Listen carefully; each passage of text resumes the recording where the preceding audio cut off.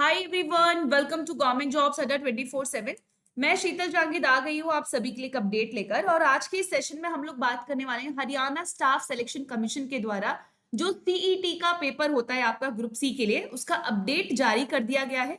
Form आप कब से फिल कर सकते हैं, सिलेबस क्या रहेगा, एग्जाम का पैटर्न क्या आएगा, और आप जब फॉर्म फिल करने वाले हैं तो आपके पास क्या क्या डॉक्यूमेंट्स रेडी होने चाहिए, ये सारी बातें हम लोग इस सेशन में करने वाले हैं। और फॉर्म आपको कहां पर मिलेगा, आप कौन सी साइट पे जाकर फॉर्म फिल कर सकते हैं, ये सब कुछ मैं आपको बताने वाली हूँ। तो चलिए अपना सेशन स्टार्ट करते हैं। बट उससे पहले अगर आप पहली बार इस चैनल पे आए हैं जिसका नाम है गवर्नमेंट जॉब्स अड्डा 24/7, चैनल को अभी के अभी सब्सक्राइब कर दो, क्योंकि इस तरीके की इंपॉर्टेंट जानकारी आप सभी के लिए हम लेकर आते हैं। तो सबसे पहले तो चलते हैं ऑफिशियल नोटिस की तरफ। एक बार ऑफिशियल नोटिस देखेंगे कि ऑफिशियल नोटिस क्या कहता है। आपको ऑफिशियल नोटिस कुछ इस तरीके का देखने को मिलेगा। सीईटी की परीक्षा की जब हम बात कर रहे हैं, ये कौन सी परीक्षा होती है, इसको हम कॉमन एलिजिबिलिटी टेस्ट बोलते हैं। किसने निकाला है, हरियाणा के अंदर ये आया है, तो हरियाणा स्टाफ सिलेक्शन कमीशन के द्वारा इसका अपडेट जारी किया गया है। अब अगेन यहाँ पे क्या होता है, जब हम सीईटी पेपर की बात करते हैं तो इसको क्वालिफाई करना जरूरी है अगर आप आने वाले एग्जामिनेशन के लिए टारगेट करने वाले हैं। तो यहाँ पे आप देखिएगा सारे आपको डिटेल वाइज सब कुछ मिल जाएगा। तो एक एक करके जो आपके एग्जामिनेशन फॉर्म के लिए इंपॉर्टेंट जानकारी है वो मैं आपके साथ यहाँ पे शेयर करने वाली हूँ। तो सबसे पहले बात करेंगे कि इंपॉर्टेंट डेट्स क्या होने वाली है एग्जामिनेशन फॉर्म के लिए, आप कब फिल कर सकते हो। तो जो इसके लिए अपडेट जारी किया गया था वो 26 मई को किया गया था। अप्लाई करने की डेट 28 तारीख से शुरू हो चुकी है, और जो लास्ट डेट होने वाली है अप्लाई करने की वो होने वाली है 12/6 यानी कि 12 जून। बट आप सभी को ये बोलूंगी कि अपने डॉक्यूमेंट्स एक बार रेडी कर लेना। अगर आप रिजर्वेशन, अगर आपको चाहिए रिजर्वेशन या फिर आप रिजर्वेशन होल्डर हैं, तो आपके डॉक्यूमेंट्स जो है वो अपडेट होने चाहिए। तो ये सारी चीजें ध्यान रखिएगा एप्लीकेशन फॉर्म को फिल करने से पहले। बट यहाँ पे बोल रहा है कि आप जो फीस डिपॉजिट कर सकते हो वो 2 दिन बाद तक भी कर सकते हो, यानी कि 14 जून तक भी आप अपनी जो फीस है उसको डिपॉजिट कर सकते हो। बोला गया है जो सपोर्टिंग सर्टिफिकेट है वो कब इशू होने चाहिए। तो अगेन अगर आप कोई भी रिजर्वेशन होल्डर हैं तो सबसे इंपॉर्टेंट है यहाँ पे ये डेट देनी दी गई है। तो supporting certificate must have been issued on or after, on यानी कि इस तारीख पे या इस तारीख के बाद अगर आपके जो सपोर्टिंग डॉक्यूमेंट्स हैं, कुछ आपको रिजर्वेशन सर्टिफिकेट्स लगाने हैं या एज रिलैक्सेशन अगर आपको चाहिए उसके लिए कुछ सर्टिफिकेट लगाना है, तो वो सारी चीजें आपकी या तो इस तारीख पे इशू होनी चाहिए या इसके बाद इशू होनी चाहिए। आप उनको सपोर्ट यहाँ पे या उनको अटैच कर सकते हो, ये बताया गया है। आगे चलते हैं, बाकी की फर्दर जानकारी हम लोग इस सेशन में देखने वाले हैं। तो चलिए अपना सेशन यहाँ पे एट द एंड में आपको ये भी बताऊंगी कि आप कहाँ पे जाके इसके लिए अप्लाई कर सकते हैं। तो ये सारी इंपॉर्टेंट डिटेल मैं आपके साथ डिस्कस कर चुकी हूँ। बात करेंगे कि क्या एग्जामिनेशन कब होगा, तो अभी इसके लिए बोला है कि वो आपको जल्दी ही नोटिफाई कर दिया जाएगा। तो उसके लिए भी जब अपडेट आएगा तो आपको बता दिया जाएगा कि एग्जाम आपका कब होने वाला है।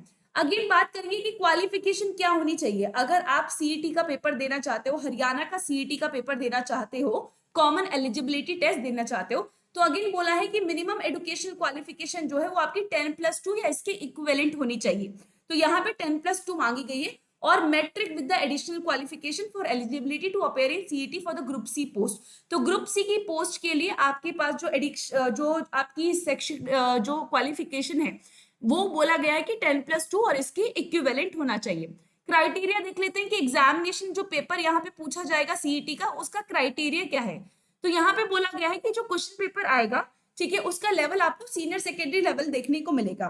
ठीक है, अगेन यहाँ पे और भी कुछ सब्जेक्ट्स रहेंगे जैसे कि लैंग्वेज जो होता है हिंदी इंग्लिश, ये भी आपको देखने को मिलेगा। बहुत बढ़िया। अब जो पैटर्न रहेगा वो बोल रहा है कि नंबर ऑफ एमसीक्यू आएंगे, वो कितने आएंगे, 100 पूछे जाएंगे, जो कि कितने मार्क्स के होंगे, 100 नंबर के होंगे, यानी कि 1 question is equals to 1 mark का होने वाला है। टोटल आपको टाइम कितना दिया जाएगा, तो 1 घंटा 45 मिनट का समय आपको इस पेपर को करने के लिए दिया जाएगा। बट सवाल आता है कि मैम ये क्वालिफाइंग इन नेचर है, और क्वालिफाइंग इन नेचर है तो कितने क्वेश्चन अटेम्प्ट करने हैं या कितना स्कोर आना चाहिए। तो मिनिमम मार्क्स के लिए बुलाया गया है कि अगर आप जनरल कैटेगरी से आते हैं तो आपके 50% मार्क्स तो आने ही चाहिए, ये लिखा गया है। अगर आप किसी रिजर्व कैटेगरी से हैं तो यहाँ पे 40% मार्क्स बोला गया है। अब ये जब हम लोग यहाँ पे परीक्षा पैटर्न की बात कर रहे हैं या क्राइटेरिया हम लोग देख रहे हैं, तो इंग्लिश के क्वेश्चन कितने आते हैं, ठीक है, टोटल क्वेश्चन कितने हैं, 100 क्वेश्चन है। अब यहाँ पे कौन कौन से सब्जेक्ट्स के क्वेश्चन आएंगे, आपको इंग्लिश के क्वेश्चन देखने को मिलते हैं, आपको हिंदी के क्वेश्चन देखने को मिलते हैं, मैथ्स यहाँ पे पूछा जाता है, रीजनिंग यहाँ पे पूछा जाता है, कंप्यूटर यहाँ पर है, जीएस जिसको हम जनरल अवेयरनेस कहते हैं वो भी आपका से पूछा जाएगा, और हरियाणा का जीके भी पूछा जाता है। तो अगेन हरियाणा का जीके हो गया या जीएस हो गया, ये वाला सेक्शन मिला के आपके कम से कम आपको 35 क्वेश्चन तो देखने को मिलेंगे। ठीक है। 10 क्वेश्चन आपसे इंग्लिश के पूछ लिए जाते हैं, 10 क्वेश्चन लगभग हिंदी के होते हैं, 10 गणित के होते हैं, 10 रीजनिंग के होते हैं, 10 कंप्यूटर के होते हैं और 30-35 क्वेश्चन आपको इस एरिया से देखने को मिल सकते हैं जिसको हम सामान्य ज्ञान और हरियाणा का जीके बोलते हैं। और ऊपर भी 1-2 क्वेश्चन आपके कम ज्यादा हो सकते हैं, बट लगभग आपको इसी तरीके का पैटर्न देखने को मिलेगा। एज क्राइटेरिया की बात करेंगे तो मिनिमम एज होनी चाहिए 18 अगर आप इसके लिए अप्लाई करना चाहते हैं, और मैक्सिमम जो है आपका बोला गया है 42 ईयर्स होना चाहिए। ठीक है। एंड अगेन क्या एज रिलैक्सेशन दिया जाएगा? तो बिल्कुल दिया जाएगा। तो एज रिलैक्सेशन आपको हरियाणा गवर्नमेंट के क्राइटेरिया के अकॉर्डिंग दिया जाएगा। सिलेबस की बात कर लेते हैं। तो जैसे कि मैंने आपको बताया था, सिलेबस जो होगा सीईटी का वो 2 पार्ट में डिवाइडेड है। इसके अंदर जो 75% का जो वेटेज रहता है वो जनरल अवेयरनेस का रहता है, रीजनिंग का रहेगा, क्वांट्स का रहेगा और इंग्लिश हिंदी का रहेगा। 25% जो वेटेज रहता है वो जैसे जो हम अदर कॉम्पिटिटिव एग्जामिनेशन में सब्जेक्ट पढ़ते हैं, जैसे हम जनरल स्टडीज में हिस्ट्री पढ़ते हैं, करंट अफेयर्स पढ़ते हैं, लिटरेचर पढ़ते हैं, तो ये वाले पार्ट का कितना प्रतिशत है? आपको 25% वेटेज देखने को मिलेगा। ठीक है। 75% कहां से? Maximum general awareness, reasoning, quantitative ability, English Hindi के लिए आपको देखने को मिलेगा। और 25% जो करंट अफेयर्स है, जियोग्राफी है, हिस्ट्री है, एनवायरमेंट है, हरियाणा का जीके है, वो जीके है, वो आपको 25% का वेटेज देखने को मिलेगा। आगे चलेंगे तो अगेन यहाँ पे लेवल की बात की हुई है। अब मैं आपके साथ थोड़ा सा सिलेबस भी डिस्कस कर लेती हूँ कि जनरल अवेयरनेस में आपको क्या क्या पढ़ना होता है। तो यही सब आपको जनरल अवेयरनेस में पढ़ना होता है। आपको इंडिया का हिस्ट्री पता होना चाहिए। ठीक है। पॉलिटी, कॉन्स्टिट्यूशन की जानकारी होनी चाहिए। आर्ट एंड कल्चर के क्वेश्चन पूछ लिए जाते हैं। Geography, economics, general policy, national और इंटरनेशनल ऑर्गेनाइजेशन कौन कौन सी है, या इंडिया के अंदर नेशनल लेवल के इंस्टीट्यूशन कैसे हैं, एनवायरमेंट, ग्लोबलाइजेशन, ठीक है, क्लाइमेट इवेंट्स, जनरल साइंस, ये आपका जनरल अवेयरनेस का सिलेबस होता है। तो इन सब्जेक्ट से क्वेश्चंस पूछे जाते हैं। ज्योग्राफी में जो मेजरली क्वेश्चन आते हैं वो नेबरिंग कंट्रीज से पूछ लिए जाते हैं, या कुछ फैक्ट्स इंडिया के हैं तो वो पूछ लिया जाता है।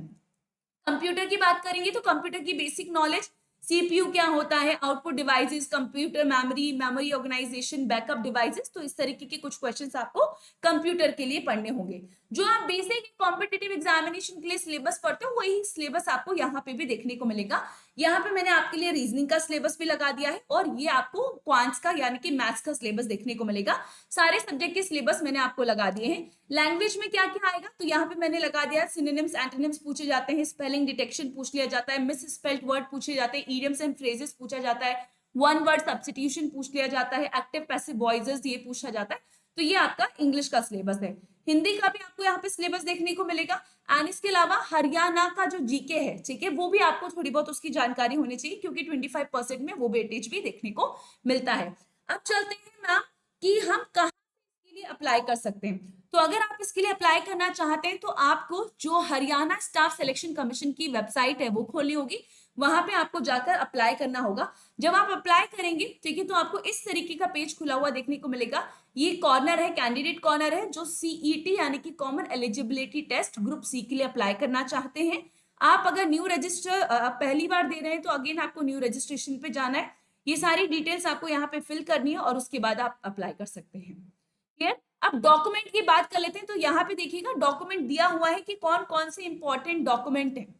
तो अगेन एजुकेशनल डॉक्यूमेंट की बात करेंगे, 10th-12th के सर्टिफिकेट बोला है, अगर डिप्लोमा, आईटीआई, अदर सर्टिफिकेट है वो भी आपको पीडीएफ फॉर्मेट में अपलोड करना होगा। क्लियर? अगेन इसके अलावा आपको अपना आधार कार्ड, या आप कैटेगरी होल्डर है तो वो सारे डॉक्यूमेंट भी आपको पीडीएफ फॉर्मेट में अपलोड करने होंगे। सारी जानकारी आपको यहाँ पे मिल जाएगी। फोटो का साइज क्या होने वाला है, कौन से फॉर्मेट में करना है, केबी कितना रहेगा, ठीक है, रीसेंट फोटोग्राफ होना चाहिए। तो सारी जानकारी आप जब फॉर्म फिल करने जाएंगे उससे पहले सारी इंपॉर्टेंट जानकारी दी हुई है।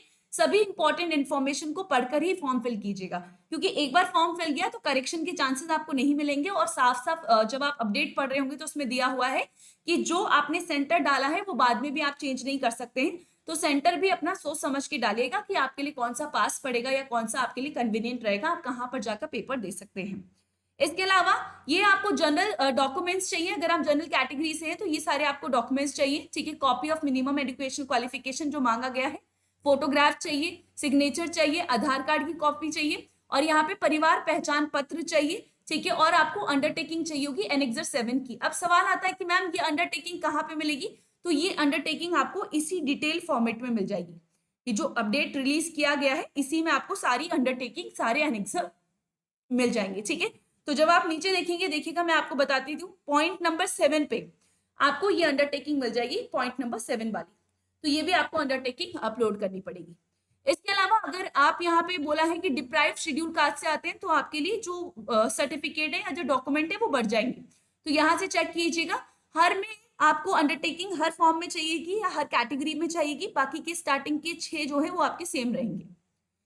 यहाँ पे आपका जो सर्टिफिकेट है, कास्ट सर्टिफिकेट है, वो लग जाएंगे। अगेन आप यहाँ पे बोल रहा है कि बैकवर्ड क्लासेस से हैं, ए नॉन क्रीमी लेयर से हैं, तो आपका यहाँ पे ये सब्जेक्ट, ये आपका सर्टिफिकेट ऐड करना होगा आपको।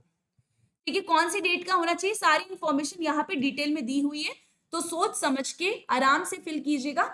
और अपना फॉर्म जो है एंड के लिए मत रखिएगा, क्योंकि उस टाइम पे जो एग्जामिनेशन सेंटर मिलना होता है वो थोड़ा सा टफ हो जाता है। तो आई होप कि सारी इंपॉर्टेंट जानकारी आपको मिल गई है। इसके अलावा अगर आपको ये पीडीएफ चाहिए तो वो मैं मेरे टेलीग्राम ग्रुप पे शेयर कर दूंगी। पहली बार इस चैनल पे आए तो सब्सक्राइब करें, सेशन अच्छा लगा है तो लाइक करें, और कोई डाउट है तो प्लीज कमेंट बॉक्स में पूछ लीजिएगा, मैम ये डाउट है, ये बता दीजिए, मैं आपको वहीं पे रिप्लाई कर दूंगी। Thank you so much for being with me. I hope ये सेशन आपको अच्छा लगा होगा। सेशन को लाइक जरूर कीजिएगा और चैनल को सब्सक्राइब कर लीजिएगा। Bye everyone, take care.